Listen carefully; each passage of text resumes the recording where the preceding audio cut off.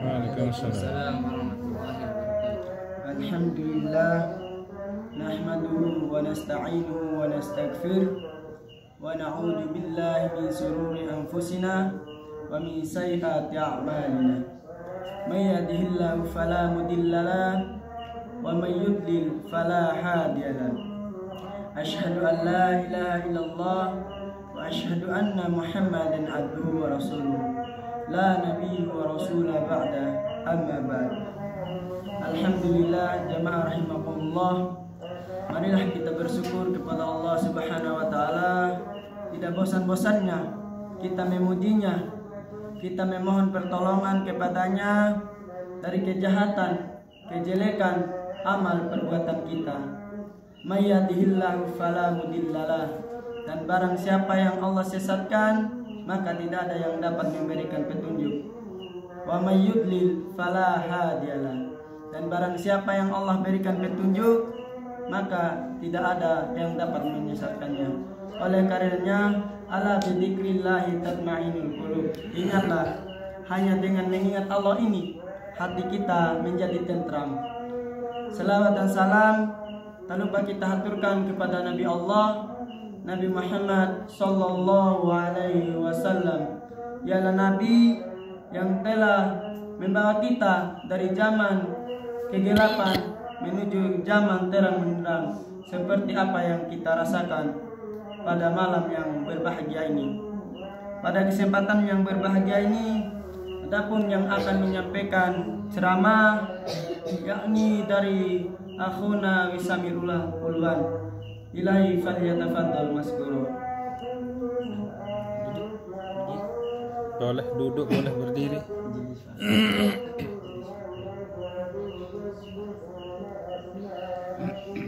Assalamualaikum warahmatullahi wabarakatuh. Waalaikumsalam warahmatullahi wabarakatuh. Innal hamdalillah nahmaduhu wa nasta'inuhu wa nastaghfir wa na'udzu billahi min shururi anfusina wa min sayyiati a'malina. May yahdihillahu fala mudilla lahu wa may yudlilhu fala hadiya lahu. Asyhadu an la ilaha illallah wa asyhadu anna Muhammadan 'abduhu wa rasul. La nabiyya wa la rasula ba'dah, amma ba'd. Fa inna asdaqal hadithi kitabullah wa khairul huda huda Muhammadin sallallahu alaihi wasallam wa syarrul umuri muhdatsatuha fa inna kulla muhdatsatin bid'ah wa kulla bid'atin dhalalah wa kulla dhalalatin finnar, amma ba'd. Sesungguhnya segala puji hanyalah milik Allah Subhanahu wa taala. Kita memujinya, kita memohon pertolongan kepadanya, kita memohon ampunan kepadanya, serta kita memohon perlindungan dengannya dari kejahatan-kejahatan jiwa kita dan keburukan-keburukan amal perbuatan kita. Barang siapa yang diberi petunjuk oleh Allah Subhanahu wa taala, maka tidak ada yang dapat menyesatkannya, dan barang siapa yang diberi kesesatan oleh Allah Subhanahu wa taala, maka tidak ada yang dapat memberikannya petunjuk. Selawat serta salam tak lupa kita haturkan kepada Nabi dan Rasul yang mulia, yang diturunkannya kitab terbaik pada bulan yang mulia dan untuk umat terbaik yang pernah dilahirkan pada umat manusia, yakni baginda Muhammad sallallahu alaihi wasallam beserta para sahabatnya, para keluarganya, para tabi'in, tabi'ut tabi'in, dan orang-orang yang tetap beristiqomah di jalan Islam hingga akhir zaman. Bapak Ibu hadirin jamaah yang dirahmati oleh Allah Subhanahu wa taala. Adapun judul ceramah yang insya Allah saya bawakan pada malam hari ini, yakni keberkahan makan sahur. Pada bulan Ramadan ada amalan sunnah yang bisa kita jalani, yaitu makan sahur. Amalan ini disepakati oleh para ulama dan dihukumi sunnah dan bukanlah wajib. Namun amalan ini memiliki keutamaan karena dikatakan penuh berkah, sebagaimana yang disebutkan dalam hadis yang diriwayatkan oleh muttafaqun alaih dari Anas bin Malik radhiyallahu anhu.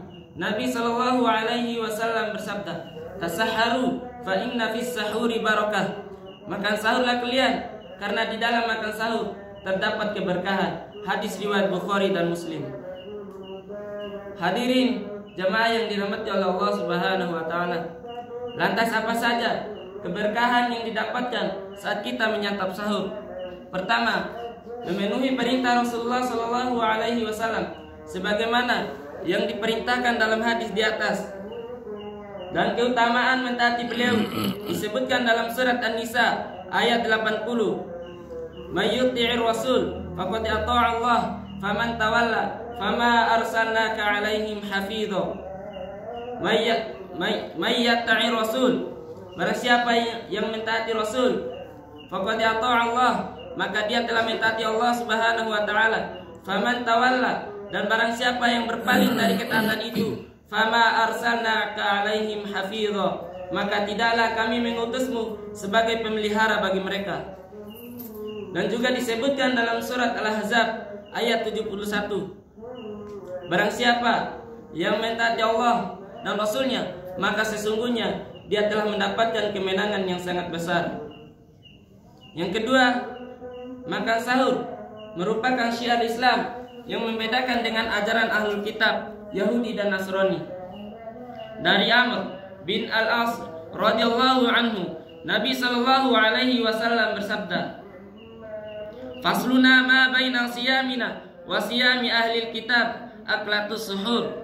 Di antara perbedaan puasa kita dan puasa orang-orang ahlul kitab adalah makan sahur. Hadis riwayat Muslim.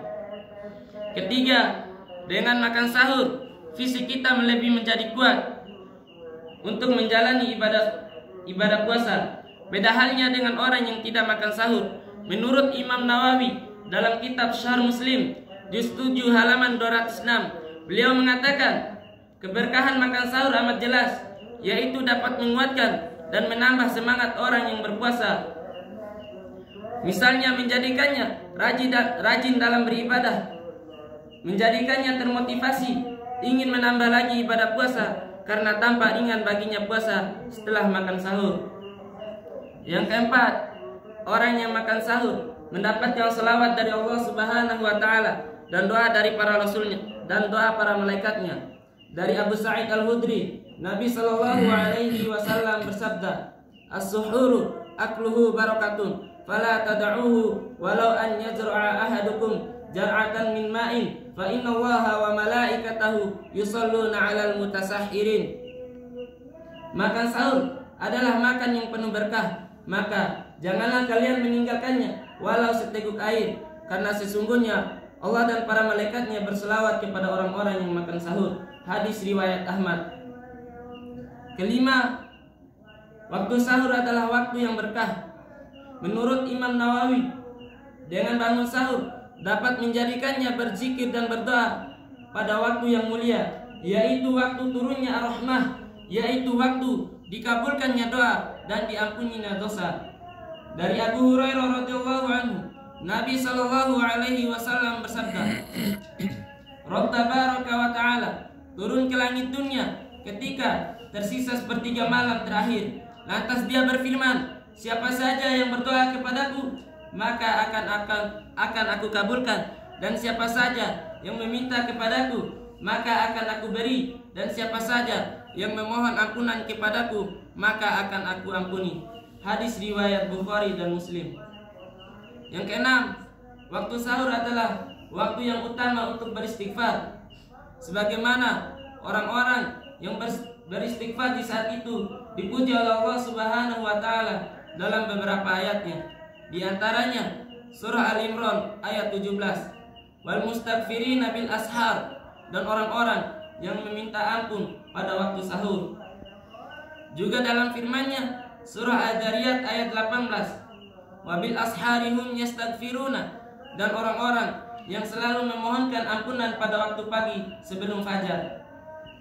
Yang ketujuh, orang yang makan sahur dijamin bisa menjawab azan salat subuh dan juga bisa mendapati salat subuh secara berjamaah. Tentu itu adalah suatu kebaikan.